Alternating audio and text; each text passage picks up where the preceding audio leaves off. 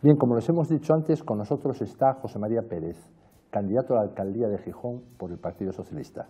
Muy buenas noches, don José María, bienvenido a La Lupa. Hola, muy buenas noches. Voy a empezar por algo de absoluta actualidad o rabiosa actualidad, que es el titular de hoy del Comercio, que le leo. La Audiencia Nacional imputa a Rexach y Díaz Rato por la ampliación del Musel. El expresidente y el exdirector general del puerto deberán declarar en Madrid en junio ante el juez Eloy Velasco. Opinión. Bueno, me leí el titular, pero me leí luego el contenido interior Sí. de la información y veo que se les cita para que declaren en esa calidad. De todas maneras, vamos a ver, tenemos ya en relación al puerto del Musel, sabemos que hay informes por parte de la autoridad del Estado, por parte de la intervención, por parte de la abogacía, que señalan que las cosas se hicieron correctamente, incluidas respuestas parlamentarias del actual Gobierno y la liquidación de la cuenta de la propia ampliación por un Gobierno presidida por un presidente de la autoridad portuaria nombrada por el Gobierno de Foro Asturias y con la actual alcaldesa Carmen Morillón firmando y aprobando esa liquidación. O sea, yo tengo tranquilidad en relación a la gestión de la ampliación y creo que esa investigación servirá precisamente para que eso quede claro. La denuncia que haga la Fiscalía Anticorrupción por un informe de la OLAF, en el que habla de una serie de delitos, fraudes, acciones ilegales, malversaciones de poderes públicos, demás, todos estos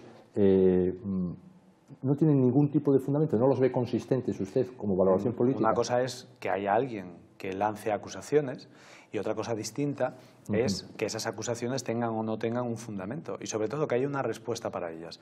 Hay un documento de 500 páginas de respuesta, punto por punto, a todas esas cuestiones con aportaciones documentales, incluidas cuestiones contables que se citan en la noticia de hoy del periódico y que precisamente se aportaron para acreditar que en lo que correspondía a la autoridad portuaria, en lo que correspondía a las auditorías y el trabajo hecho por las autoridades españolas se había hecho correctamente. Y la propia autoridad estatal actual, Puertos del Estado, señaló hace unos meses en una respuesta en el Parlamento que se habían hecho las cosas completamente de acuerdo con la legislación española. Por eso digo que... ¿Pero le extrañará todo esto? No es que la Fiscalía lo acepte. Hace 4 años tuvimos una campaña electoral en la que surgió algo parecido. Y a unos días de las elecciones hubo un grupo político, en aquel caso el Partido Popular, que se dedicó a llenar Gijón de unos pasquines en los que insinuaba que el candidato socialista tenía algo que ver con un asunto de corrupción. Aquello pasó, la campaña pasó, a ese candidato nadie le llamó para hacer ni una sola declaración en relación a aquella supuesta acusación. Y ese tipo de artimañas que pasaron hace 4 años están volviendo a suceder en este momento, pero no lo digo por la Fiscalía, lo digo por quienes utilizan eso como un elemento precisamente en el proceso electoral. Lo último que quería preguntar sobre esto, esta cuestión, al margen ya de la resolución de la Audiencia Nacional, lo controvertida que fue desde que se supo los sobrecostes. Sí. Recuerdo que se hablaba hasta en pesetas, decían 38.000 millones de pesetas, decía la gente entonces. Sí. Bueno, lo controvertido que fue, nunca se debatió de ello, bueno, no sé a qué escala, de formal o de informal, en el Consejo de Administración. Cuando usted estaba, por ejemplo, que se estaba construyendo el puerto, nunca se hablaba de este asunto. ¿Pero de cuál cosa? Bueno, de los sobrecostes, de que si se cambió de cantera, de que si esta cantera era así o no, claro, de que cambió el precio. Y lo que dijeron las autoridades en aquel momento. Cuando digo las autoridades me refiero a la abogacía del Estado, a los responsables de puertos del Estado, a todos los técnicos que participaron, los mismos que luego participaron en la liquidación que aprobó Carmen Morillón y el Gobierno de Foro, era precisamente que las cosas tenían que hacerse de acuerdo con un procedimiento que era el que se estaba siguiendo. De hecho, en aquel momento se aprobó una cantidad máxima de modificado que luego nunca se ejecutó. Se aprobó una cantidad máxima, pero la ejecución final fue 100 millones de euros inferior. Es decir, que no se llegó a gastar todo aquello de lo que se habló en su momento porque no fue necesario. Y con esos informes técnicos, que son los mismos que luego dieron pie a que un gobierno distinto validara toda aquella contratación.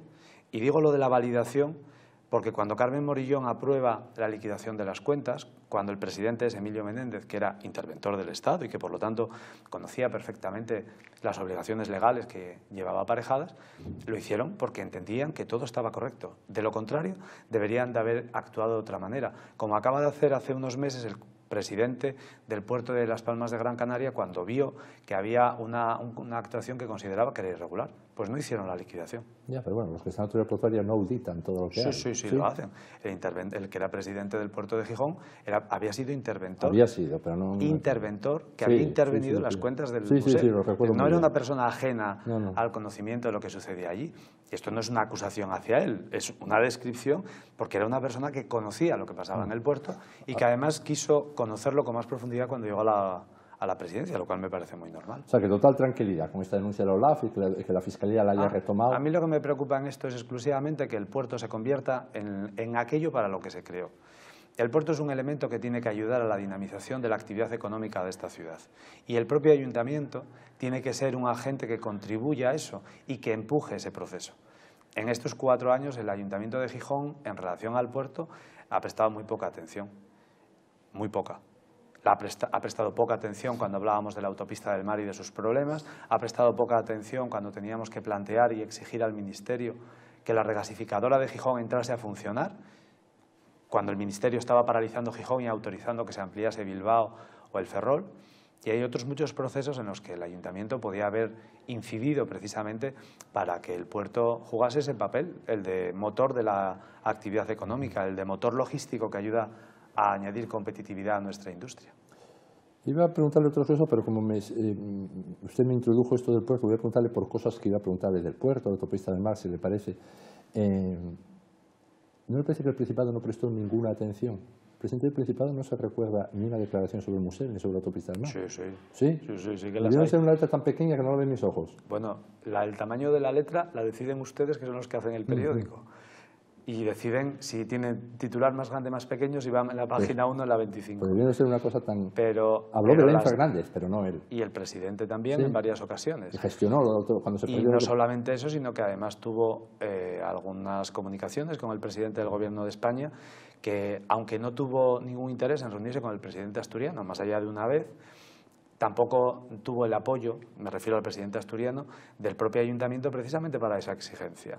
Es decir, el Gobierno de Asturias no solamente ha planteado al Ministerio actuaciones para reclamar la puesta en marcha de la autopista del Mar, para pedir que se dediquen a Asturias los recursos que le corresponden, sino además planteó un proyecto europeo precisamente para potenciar el tráfico de la autopista del Mar y se establecían una serie de criterios y de ayudas para que el tráfico que va en este momento por la carretera tuviera un incentivo adicional para utilizar la autopista del Mar. Cuando se presentó ese proyecto del Gobierno de Asturias, la respuesta por parte del Ministerio fue rechazarlo. Públicamente salieron un día diciendo que lo daban y al cabo de unos días enviaron una notificación a Asturias, al Gobierno autonómico, diciendo que no iban a conceder aquello porque ya tenían ellos otra alternativa. Y la respuesta por parte de este ayuntamiento, la del Ayuntamiento de Gijón, fue mantenerse al margen. En ningún momento se sumaron a esas iniciativas o quisieron desarrollar una estrategia, una colaboración con el Gobierno del Principado para ir a reclamar juntos ni por la autopista del Mar, ni por ejemplo en relación al plan de vías que está aquí cerca. Y el plan de vías, hay una petición y una propuesta del Principado de Asturias que solamente hace 2 o 3 semanas, en una reunión del Consejo Económico y Social de Gijón, hubo forma de que el Ayuntamiento de Gijón, digamos que manifestase aceptación de esa propuesta. No, le quería decir porque me parece asombroso el papel del presidente del Principado que usted le da. En la autopista del Mar, usted sabe que la pierde. Quien está al frente de la autopista del Mar, puesta a dedo por Javier Fernández, Rosa Aza, se sabe que se va a perder, no se hace nada. No es la autopista del Mar. El tráfico que mejor había, que más había tirado por él Menéndez Resach, del que empezamos a hablar, la subida de contenedores pues de 7.000 a 45.000, por ejemplo, que a lo mejor a los rectores actuales del puerto les parece poca cosa. Calle en picado no dice nada. Igual que la alcaldesa de Gijón. La ¿Pero única quién está al diferencia es frente que del puerto? Carmen Morillón está en el Consejo de Administración. No, ¿quién lleva el puerto? ¿Quién gestiona? ¿El presidente del puerto que tiene su despacho allí? Eso me gustaría discutirlo con la alcaldesa de Gijón si hubiésemos tenido el debate que no quiso tener. Sí, le voy a ¿Cuál era su debate, papel? luego, sí. ¿Cuál era el papel que tenía? Porque al final es curioso que cada vez que hay un problema en Gijón la culpa es de un tercero. Eso lo hacía Cascos muy bien. La culpa siempre era de otro. Y los marrones siempre eran de los demás. Y él se lavaba las manos. Y Cascos en Gijón se llama Carmen Morillón. Y quien está en el Consejo de Administración del puerto nunca preguntó por los contenedores, por el tráfico de la autopista del Mar. Quien nunca dijo nada de la regasificadora es ella. Y frente a eso, o al lado de eso, hay un gobierno, el autonómico, que no solamente ha actuado en la parte que le corresponde independientemente del Consejo, porque el proyecto que decía antes de la autopista del Mar es un proyecto del gobierno del Principado, no es un proyecto del puerto, aunque participe el puerto. No, es un gobierno de los dos gobiernos de España y de Francia. No. Bueno. El proyecto que antes le decía es un proyecto del Principado rechazado por el Ministerio de Fomento. Lo que es un proyecto de los dos gobiernos en la época anterior era el proyecto de la autopista del Mar. Eso. Pero yo me estoy refiriendo a que el Principado lo que planteó es un proyecto adicional para potenciar la autopista del Mar. Y cuando se presenta ese proyecto, hay una participación del puerto. Pero quien decide que no va el proyecto es el Ministerio de Fomento. Quien decide que las ayudas de la autopista del Mar de Vigo se dan en este momento, aunque debería de haberse anulado ese proceso para evitar que se generase una competencia desleal entre las dos líneas, es el Ministerio de Fomento. Y en ese proceso, a la voz del Principado no se le unió ninguna voz local, más allá de reprocharle al Principado lo que hacía el Ministerio de Fomento. Por eso digo que es una cuestión en la que estaría bien que el alcalde de Gijón ahora gestionara el puerto. No, que el alcalde de Gijón jugase el papel que tiene que jugar, porque quien ocupaba la alcaldía hasta ahora no tuvo mayor interés en esto. No solo en esto, hay otras muchas cosas en las que tampoco las tuvo. Seguro. No, quería decir que nombró ahora lo de Vigo. A mí una de las cosas, antes le conté los contenedores, pero me parece más sangrante, es que un grupo, un empresario que tiene el 10% de las acciones de la autopista del Mar aquí, tiene el 100% de Vigo, es decir, suya, hace una serie de gestiones, empieza a haber tráficos aquí que se van para allí, y desde la presidencia pues no se dice nada, y desde la presidencia del Principado es que ni está ni se le espera. Fíjese, es lo que ocurre en Gijón. Usted me trae al programa para hablar de lo que puede hacer el Ayuntamiento de Gijón, pero me habla del Principado. No, porque una cosa que están los dos. No, pero si me parece bien. Pero lo digo porque lo mismo que eso que está usted diciendo, a lo mejor quien tendría que haberlo dicho en alguna ocasión es Carmen Morillón. Es que no creo que hayan pensado a lo mejor en eso, no lo sé. Pues entonces, no tengo ni idea. Entonces habrá que añadírselo a ella en el listado de las cosas que tenía que haber hecho y no hizo. La gestión del puerto no le corresponde al ayuntamiento, pero al ayuntamiento sí le corresponde seguir lo que pasa en el puerto. Porque Carmen Morillón se sienta en el Consejo de Administración del puerto para seguir eso. Se sienta para ver qué es lo que pasa en el puerto, para ver de qué manera la actividad portuaria genera un impacto positivo en la ciudad o no genera un impacto negativo. En todo este proceso, de todas estas cuestiones que usted comenta, yo, francamente, ni en público ni en privado he escuchado que nunca haya tenido ninguna preocupación. Y a mí lo que me preocupa es precisamente que esa empresa que usted dice, que es una empresa asturiana, de un asturiano, porque es la empresa Suar Díaz, tenga también con esta tierra el compromiso que parece manifestar con otros territorios. Y que esa empresa, si de verdad tiene interés en que la línea de la autopista del Mar de Asturias funcione, como en alguna ocasión ha habido declaraciones, pues que la materialice, que lo concrete. Estaremos encantados. Pero lo que queremos es que desde el ayuntamiento haya una actitud proactiva precisamente en esa dirección, en la dirección de defender el interés de la ciudad y de reclamar. Perdona que le interrumpa, y la presidenta del puerto, todo esto ni está ni se le espera. A mí me parece muy bien. Le veo además usted muy mentalizado, si es alcalde el domingo, que evidentemente usted tiene unas claras opciones, porque todo el mundo participa, pero como usted dice en declaraciones hay dos candidatos, que hablaremos de eso también, le veo muy mentalizado para ponerse al frente del puerto, pero yo jamás vi a un alcalde llegar a jugar ese papel. El presidente del puerto algo tendrá, el presidente de la autoridad portuaria. El presidente, Rosaza viajaba con su Los alcaldes de Gijón, sí. Los alcaldes, o el alcalde y la alcaldesa de Gijón últimos, y no me refiero a Carmen Morillón, no solamente jugaban un papel activo en el puerto, sino que acompañaban al puerto en algunos de estos procesos. Pues en este caso, mí me tocó personalmente acompañar a Paz Fernández Felgueroso junto al entonces presidente de la Autoridad Portuaria para ver cuestiones relacionadas con la autopista del Mar y la promoción de la línea de la autopista del Mar. A mí me tocó personalmente ir, pero lo digo porque como estamos hablando del ayuntamiento, me tocó personalmente ir a hacer acciones promocionales y explicar a la prensa francesa, en francés, qué era lo que pasaba en Gijón y por qué era interesante la autopista del Mar para ellos, no para nosotros. Y ese tipo de cosas son las que en estos 4 años no hemos visto. Y esas son las que digo que la ciudad puede hacer. ¿Usted como candidato qué valoración hace de Rosaza, de la presidencia de Rosaza? Porque como no salió en la conversación por ahora, es la presidenta del museo. Era el papel del señor Resach, que me parece que iba en esos viajes también. Rosaza está haciendo el papel que le corresponde como presidenta de la Autoridad Portuaria y en todo caso... Una buena defensa del puerto. Bueno, mejor que la que hace la alcaldesa de esta ciudad, sí. Es que le toca. ¿Ah, sí? Hombre, es la ¿A la alcaldesa de Gijón no le corresponde defender los intereses del puerto? Tanto como presidente del puerto, me parece que nadie, ningún otro político. ¿Qué hace en el Consejo del Puerto? En el Consejo del Puerto está mucha gente. Usted estuvo en el Consejo del Puerto. Sí, pero en aquel consejo, ¿quién marcaba más? ¿El señor Resach o usted? El señor Resach, estará de acuerdo, ¿no? El señor Resach, y le puedo asegurar que una persona que respondía y que defendía los intereses del puerto y que manifestaba esa defensa públicamente era la alcaldesa de Gijón de entonces, que era Paz Fernández Felgueroso, que era quien le correspondía la representación municipal. Eso hoy no existe. Resumen es que usted está más o menos conforme con la actuación de la presidenta de la Autoridad Portuaria. A mí me parece que es muy mejorable todo lo que se hace. Todo. Bueno, menos mal. Pero, pero fíjese, es que usted, no sé cuántos tiempos llevamos de entrevista, pero me pregunta por cosas que no tienen que ver con la gestión del ayuntamiento. En torno al puerto. Sí, Claro. porque a usted le interesa el asunto, me parece muy bien. No, pero me yo lo que le voy digo a es, preguntar ahora. pero lo que le digo es que quien está en ese consejo y quien representa a la ciudad, y yo me presento a estas elecciones para representar a los gijoneses, es Carmen Morillón. Y que el papel que el ayuntamiento ha jugado en la gestión del puerto, sea mejor o peor esa gestión, ha sido cero. Ha sido cero en la defensa de los intereses de la ciudad. Ha sido cero en la reclamación al Ministerio de Fomento de que cumplan sus compromisos con Gijón. Y ha sido cero a la hora de plantear alternativas o posibilidades precisamente para aprovechar lo que el puerto representa para la ciudad. Porque la autopista del Mar también es una oportunidad para Gijón. El desarrollo de la Zalia también lo es. Y en eso el ayuntamiento tiene que decir algo más que simplemente preguntar qué es lo que hacen el resto de las personas, ¿no? Bueno, le quería preguntar por más cosas, luego volveremos a la Zalia y a todo esto que usted dice. Y también le iba a hacer una pregunta, porque ya me ha contestado ahora, pero le voy a hacer una pregunta específica que le parece el mandato actual de la alcaldesa, lo que hizo en todo el mandato. Bueno, vamos a pasar, le voy a preguntar por las sensaciones de la campaña, pero ya veo que magníficas, porque le veo en plena forma. Le iba a preguntar por las sensaciones personales suyas de la campaña, pero le veo en forma, no dejo pasar un segundo, empezó a meterme goles, vamos a la pregunta. Pero si este es un partido bueno, bien, amistoso. Usted y yo nos conocemos hace años y me entiende. Vamos a ver, el acuerdo por el empleo. ¿Usted plantea nada más empezar el mandato, hacer un acuerdo por el empleo? Si yo lo entendí bien, sí. Convoca a todos los portavoces y demás. Lo primero es, ¿por dónde iría ese acuerdo del empleo? Y lo segundo es, ¿para qué hace falta convocar a todos los portavoces? En el sentido de si usted ya tiene una mayoría, bueno, si no basta tirar con una mayoría y sí, siempre basta. Eso es lo que pasó en este tiempo, en estos 4 años, pues usted me preguntaba, empezábamos por ahí, ¿no?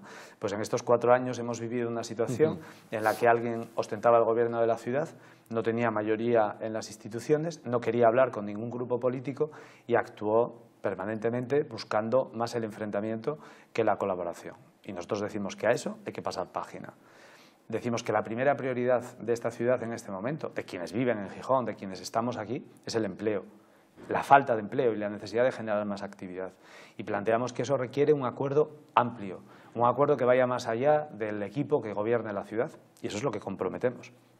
Con todos los portavoces, porque el ayuntamiento tiene que tomar decisión en relación a esto y tiene que asignar recursos en su presupuesto y eso requiere mayorías, cuanto más amplias mejor.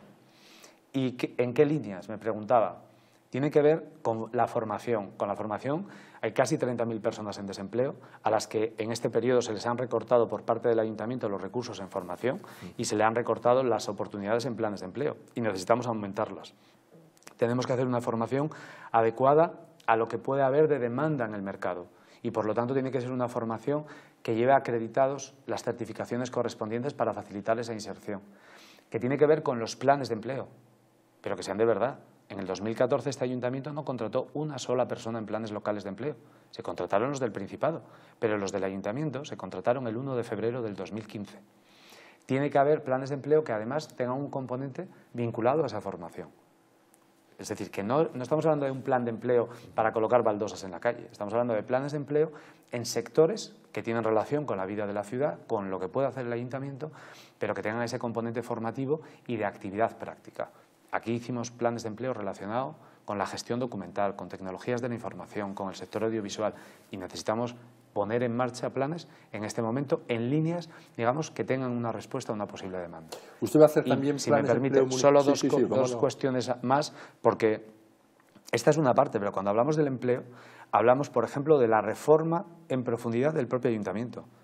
En este momento hay situaciones, nos lo cuentan las empresas, no tenemos ni que ponernos a mirar los expedientes para verificar para poder contar todos los detalles. Nos están contando empresas que tienen desde hace 9 meses una licencia pendiente para ampliar el portón de entrada a su nave y teniendo muchas dificultades y problemas por esos retrasos. Hay empresas que están demorando meses la tramitación de permisos para la apertura de sus locales. Hay empresas que tardan mucho tiempo en conseguir licencias de obra mayor para hacer naves o para desarrollar reformas. Y cuando hablas con esas empresas y cuando ves los procesos, hay una cosa que no cuadra, que es que el propio ayuntamiento en este momento tiene una carga de trabajo considerablemente inferior a la que tenía hace 5 años, por la crisis, eso no es culpa del ayuntamiento. Entonces, hay que reformar la administración precisamente para que esos procesos se hagan de otra forma, porque desde finales del 2010, principios del 11, podemos utilizar otros sistemas, que es el de la declaración responsable, para que todo esto sea un proceso muy rápido. 2 preguntas sobre esto. Por una parte, ¿ustedes van a hacer planes de empleo municipales aparte de lo que colaboren en plan Como autonómico? lo hicimos siempre. ¿Y usted lo va a hacer? Como lo hicimos siempre. Es que Gijón siempre los hizo. No, pero preguntó por su hombre, pero usted va a ser alcalde ahora, a ver si usted lo va a hacer. Sí, pues por eso lo digo. Pero que no es que tengamos que... Es que en Gijón los planes de empleo surgieron como planes de empleo municipales, exclusivamente. El Piles. El Piles en su día y 95. todas las iniciativas posteriores. En el Es 95 más, empezó. recordará que en el 95 hubo una bronca, entre comillas, entre el Ayuntamiento y el Principado, porque el Principado no aportaba ningún tipo de recurso a aquellos planes, porque eran planes exclusivamente locales. El 1 de noviembre del 95. No recuerdo la fecha exacta, pero sí, en el año 95. Vamos a ver, otra cuestión, aparte del plan de empleo municipales. ¿Ustedes van a contar con determinadas contrataciones, porque no todo el mundo van a ser peones, hay distintos estratos laborales, con trabajo en las empresas de la gente que contraten?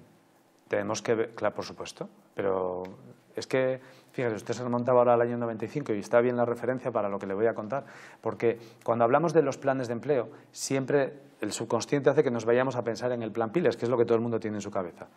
No lo digo por usted, digo en general, esto me surge en otras conversaciones.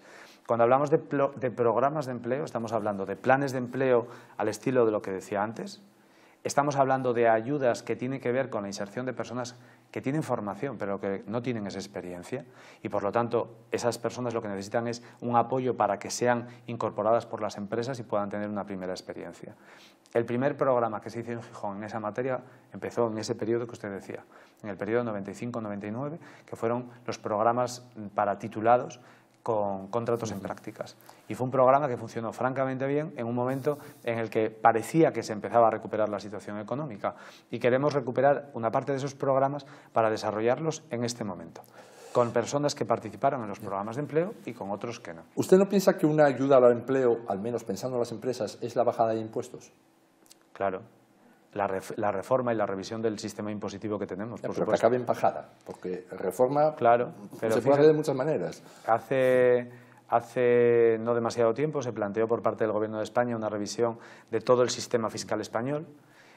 Se planteaba la conveniencia de bajar los tipos efectivos del impuesto de sociedades para evitar o eliminar una serie de bonificaciones y deducciones que hacía que esos tipos nunca se aplicasen. Está pendiente de su aplicación. Y ese es el principal impuesto que pagan las empresas que están instaladas en esta ciudad. Bien, hablando de impuestos, si usted... Pero, si me permite, en relación al tema este que dice, una de las cuestiones que nos parece tan importante o más que el tema impositivo es que la propia ciudad contribuya a que las empresas que están aquí asentadas puedan desarrollar bien su actividad.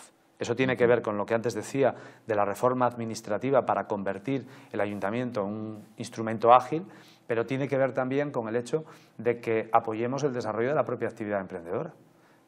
En el Parque Científico y Tecnológico, en el año 2011, estaba prácticamente en la misma situación que está hoy. Es decir, en los 4 años apenas cambió nada en ese parque, más allá de la actividad que hayan desarrollado alguna empresa nueva. Pero necesitamos desarrollar el parque para que cuando haya demanda se pueda atender. Ahora mismo no. Para que las empresas que están instaladas en el parque, que las hay, que están en espacios públicos, en alquiler, puedan tener, por ejemplo, edificios con alquiler, pero con una opción de compra que les facilite aumentar su capitalización, acceder a nuevas fuentes de financiación y, por lo tanto, seguir creciendo desde Gijón. Y eso, al final, para poder hacerlo, necesitamos también recursos públicos y sumar iniciativa privada para que sea factible.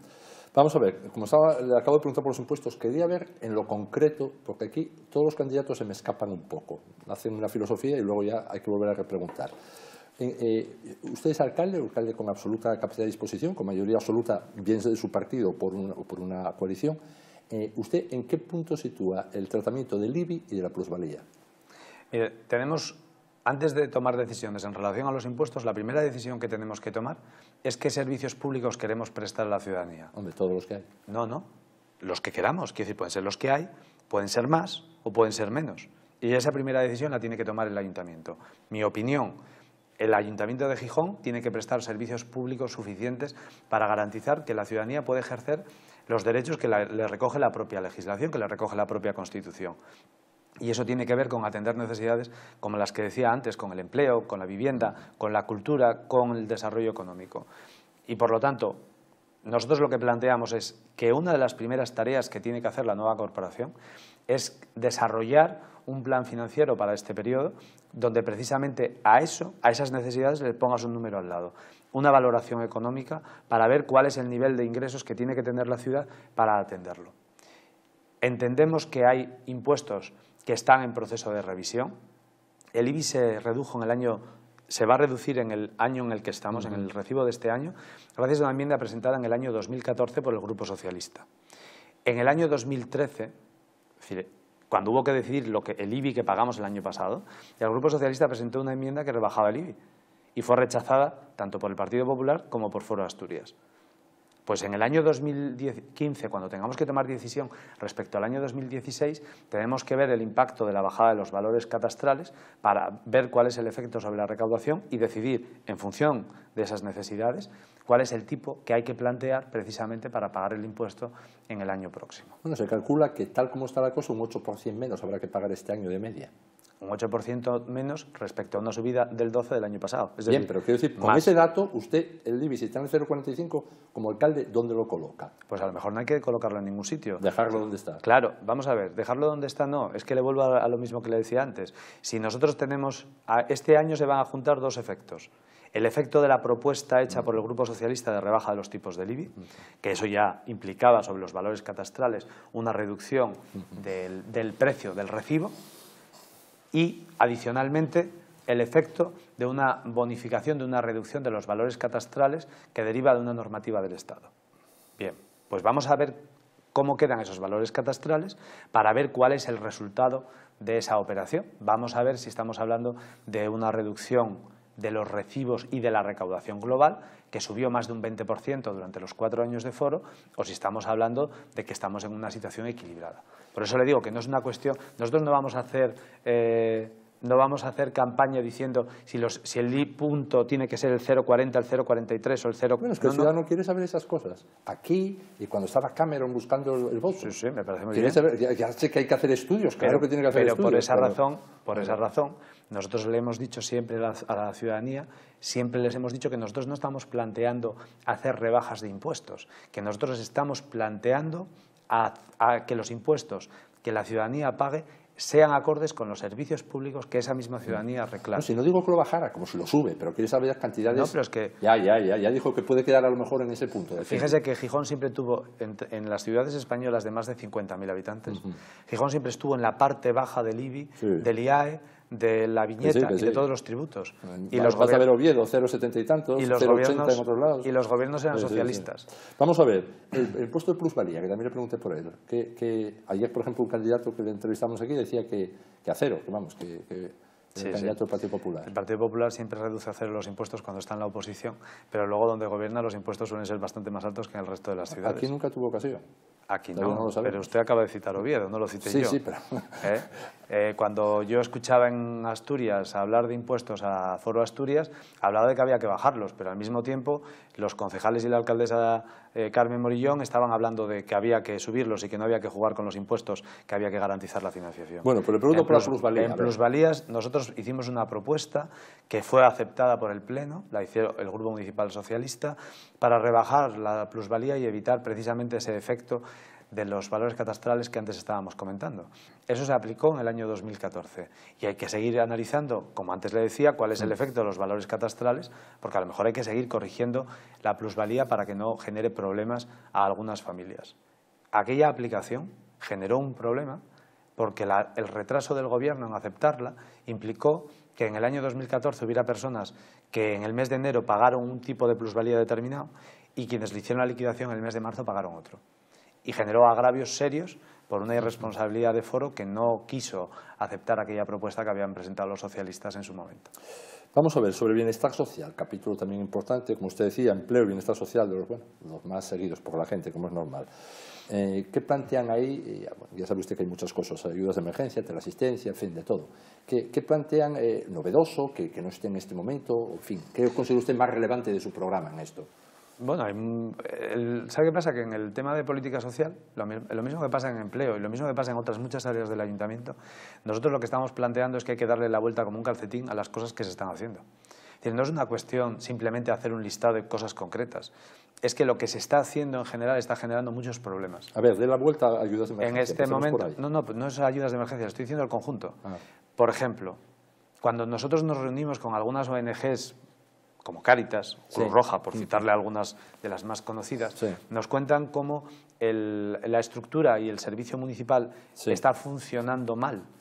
Y ese mal funcionamiento hace que a veces los usuarios no tengan ni siquiera la información respecto a todos los procesos o ayudas a las que pueden tener derecho. Y eso nos lo cuentan en reuniones, digamos, que son públicas y nos lo cuentan porque lo ven con esos usuarios que les llegan.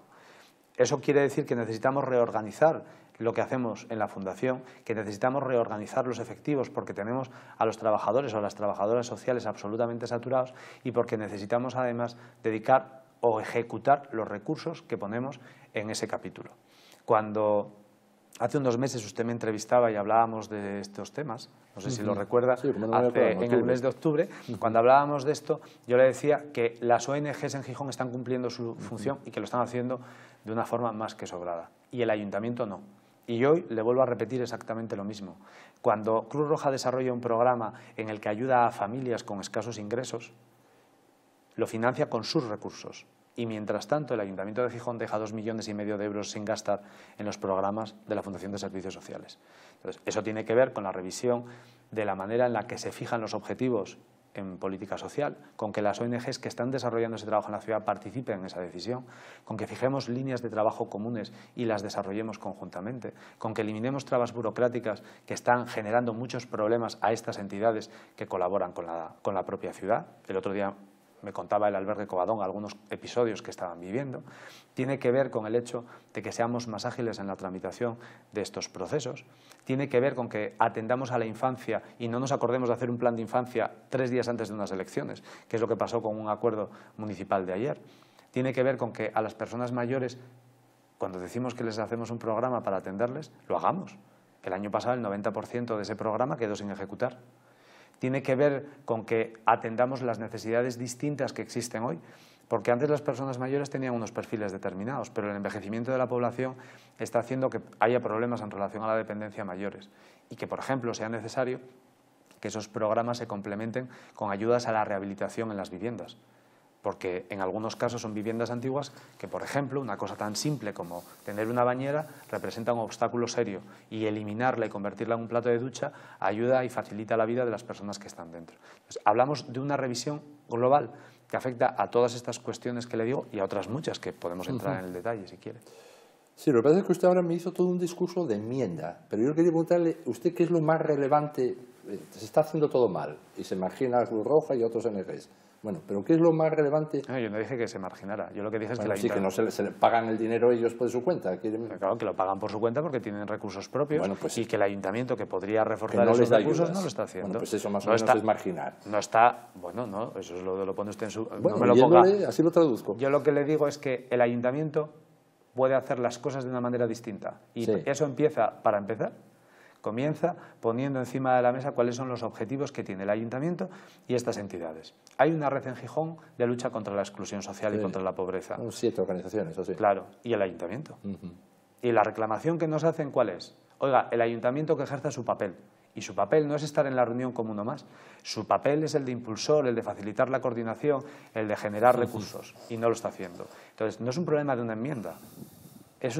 Salvo que usted considere que es una enmienda a la totalidad, porque lo que se plantea es hacer algo completamente nuevo. Es una enmienda a la totalidad. Y es una enmienda a la totalidad porque consideramos que lo que se está haciendo no aprovecha bien los recursos, porque no atiende bien las necesidades de las personas, porque entendemos que cuando hablamos de, por ejemplo, la atención a la infancia, no basta simplemente con decir ahora que es que van a darle la merienda en el colegio, no. El problema es que necesitamos extender los programas de atención a los menores para que funcione todo el año y las familias tengan un soporte que les ayude, por ejemplo, en unos casos a la conciliación y en otros que les suponga una renta indirecta por la vía de las becas comedor.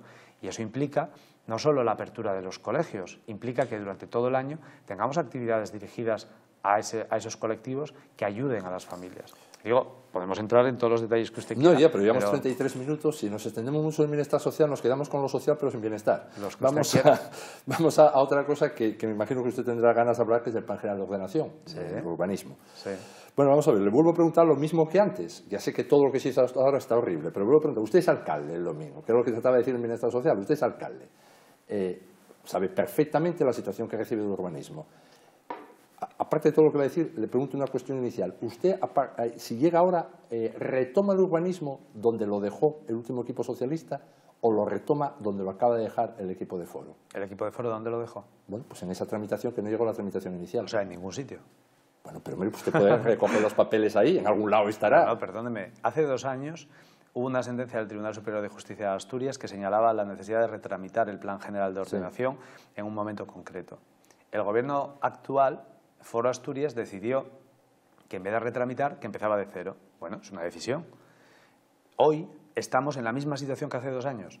No tenemos nada. O sea, volvería hace 2 años todo. Utilizaríamos el sistema más rápido para que el plan general entre en vigor. ¿Y cuál es el más ese rápido? Sistema más rápido es el que señalaba aquella sentencia, y veremos a ver qué dice el Tribunal Supremo, que implicaba la retramitación del plan.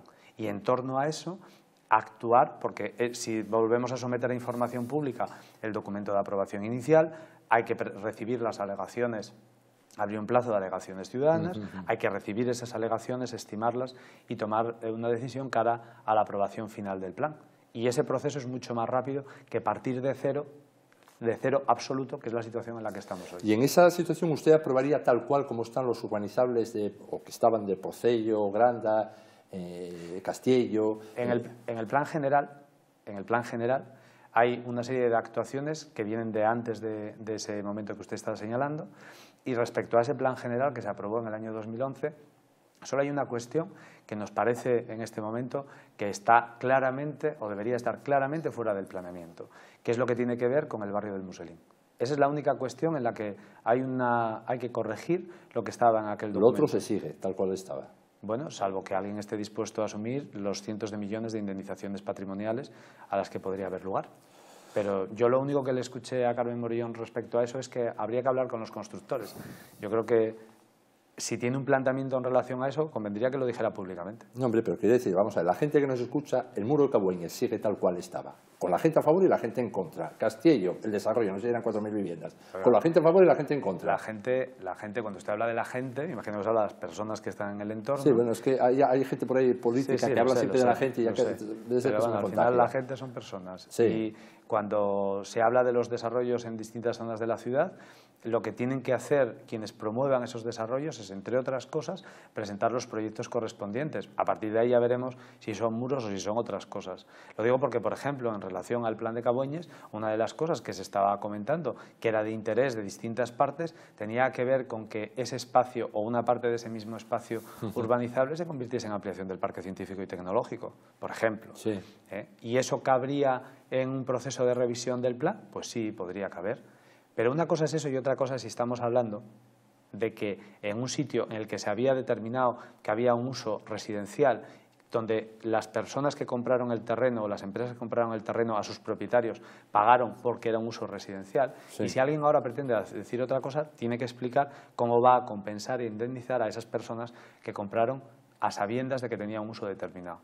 Y nosotros lo que decimos es que no vemos que la ciudad tenga que asumir un riesgo de cientos de millones de euros. Y lo que estoy escuchándole a la candidata de Cascos es que ella cree que hay que hablar ahora con los constructores para ver cómo se arregla. Por eso digo que si hay que hablar con los constructores y quiere hablar de algo, que convendría que lo diga en público para que sepamos todos de qué hablamos y cuánto nos va a costar, si es que nos va a costar algo, ¿no? Bueno, vamos a ver, voy a pasar a hablar de los pactos y le voy a preguntar por la tabaquera, el turismo, pero estamos en 40 minutos. Partiendo del supuesto, a lo mejor usted me lleva la contraria, de que ningún candidato va a obtener la mayoría absoluta. ¿Cómo le voy a llevar la contraria? Bueno, supongo que a lo mejor me lleva la contraria. Partiendo de ese supuesto, si usted lo admite, que incluso aunque usted sea alcalde no va a tener la mayoría absoluta, y quitando ya, digamos, la premisa general de que se habla con todos, en lo concreto, ¿usted con qué fuerzas políticas hablaría para tener la mayoría? Con todas las que quieran hablar. Y esto ya lo he dicho en varias ocasiones. ¿Con la candidata de Cascos también? Empezando por ella o acabando por ella, ¿sí? Me da igual el orden. Vamos a ver, nosotros estamos diciendo que en esta ciudad lo que hace falta es pasar página a 4 años de fragmentación y de división. Y la candidata de Cascos en estos 4 años se ha dedicado precisamente a dividir y a separar. Anda repartiendo un panfleto por ahí en la que se cuentan cosas como que, por ejemplo, se gasta más en educación y cuando ves el informe del interventor dice que se gasta menos y además te echa a ti la culpa, ¿no? Bueno, pues esas cosas no nos parecen que sean formas, ni nos parece que ayuden a construir. Pero nosotros estamos dispuestos a hablar con ella, con el resto de los candidatos y a tratar de buscar y de generar en la ciudad consensos en torno a los asuntos importantes, incluido el plan general que usted me planteaba O sea, antes. con ninguna fuerza tiene más preferencias que con otras, todas igual. Bueno, es evidente que hay fuerzas con las que tenemos más sintonía, como puede ser el caso de Izquierda Unida en el pasado, pero nosotros no estamos partiendo... En el pasado, y ahora la tienes al fin ya. Que yo conozca, hasta donde yo conozco, hay muchas cosas del programa de Izquierda Unida que se parecen mucho al nuestro, pero es que escuché ayer o antes de ayer la presentación de una parte del programa de Foro en Gijón y era calcado al nuestro. Por eso digo que a mí no me preocupa solo lo que esté en la letra, me preocupa el espíritu que haya detrás. Nosotros creemos que el ayuntamiento tiene que ser un agente activo en la ciudad, no una gestoría, que tiene que ser un socio de la gente y, por lo tanto, quienes estén dispuestos a que el ayuntamiento juegue ese papel, a ayudar a atender las necesidades de las personas. Es verdad que no nos dice con quién más, con quién menos, con todo el mundo igual. Bueno, yo, mires, la única línea roja que tengo es la de aquellas personas que utilizan la política precisamente para generar división y crispación. Y a partir de ahí no tengo ningún inconveniente en sentarme con ningún grupo político para buscar acuerdos. Pero no es de ahora.